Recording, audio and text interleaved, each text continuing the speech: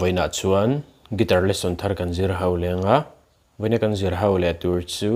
ITI pastor Bial Zaipawl ten Kawng Khawhar ti hlan sakha guitar Perhdan kan zirang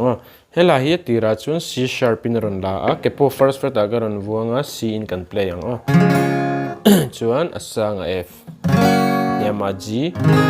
minor a D minor chuan C7 hi kan hmang zau bok ang chuan D hi kan hmang bok ang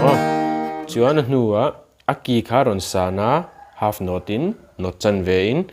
kepoi da sonanga D in ila ve thung ang yama E sanga G minor E minor